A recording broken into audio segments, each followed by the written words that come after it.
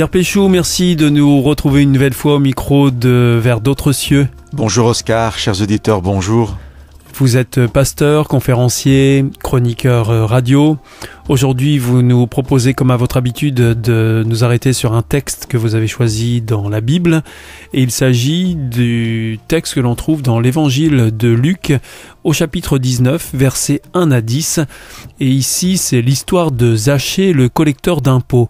Alors, Zachée apprend que Jésus est dans sa ville, à Jéricho, et il va chercher à le voir. Et comme il est de petite taille, eh bien, il va monter sur un arbre pour mieux voir passer Jésus.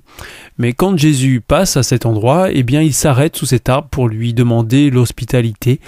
Et alors, Zachée accepte avec joie. C'est intéressant, Pierre Péchou, cet épisode avec Zachée. Oui, parce que ça fait partie des histoires qui nous sont racontées, qu'on peut, je pense, facilement actualiser. En tout cas, on peut y trouver un enseignement pour nous dans ce qu'on peut espérer de notre relation avec Jésus. Quels enseignements vous tirez de cet épisode avec Zachée, la rencontre de Jésus et de Zachée?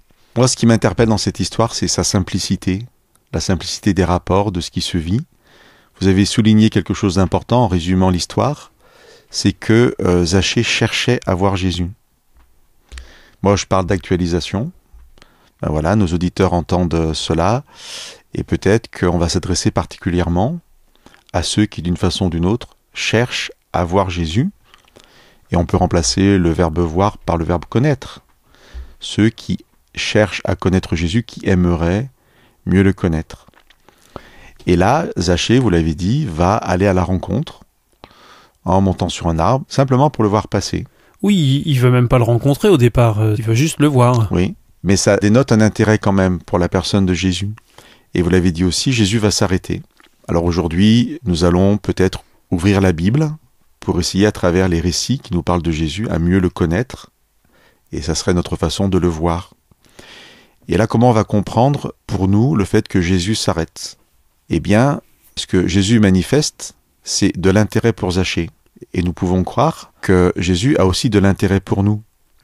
Et que lorsque nous ouvrons la Bible, la parole de Dieu, pour mieux le connaître, Jésus va le savoir, poser un temps d'arrêt, nous regarder différemment en disant « Ah tiens, cette personne est intéressée par moi et je peux passer du temps avec lui. » Dans le texte de cette rencontre entre Jésus et Zachée, Zachée descend de l'arbre et va dire à Jésus, voilà, moi en fait, je suis prêt à changer de vie. Je suis collecteur d'impôts. Pourquoi il était mal vu ? Parce qu'il collectait, il récupérait les impôts pour les donner aux Romains.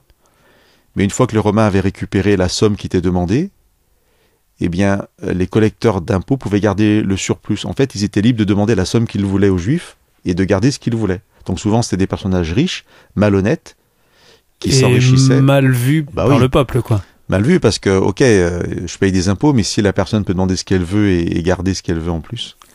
Et là, Zachée dit, moi je suis prêt à rendre 4 fois ce que j'aurais pris de malhonnête. Donc déjà, juste cette rencontre avec Jésus occasionne cet effet direct, c'est-à-dire prendre conscience et vouloir aider les pauvres ? Soit elle l'occasionne, soit elle va la concrétiser. C'est-à-dire que c'est quand même Zachée qui cherche à voir Jésus, donc peut-être déjà il a cette volonté de changer. Il est déjà dans une démarche. Voilà, une démarche de changer de vie.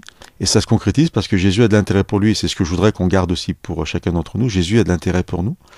Et puis, je disais que c'est une histoire simple parce que Jésus va demander à Zachée de l'inviter chez lui. Le texte ne le dit pas, mais en fait, Jésus s'invite à manger. Il dit, tu es prêt à partager un repas avec moi ? Zachée est content, il l'invite chez lui.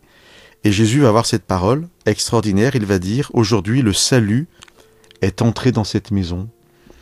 Et vous voyez, le salut, je parlais de simplicité de cette histoire.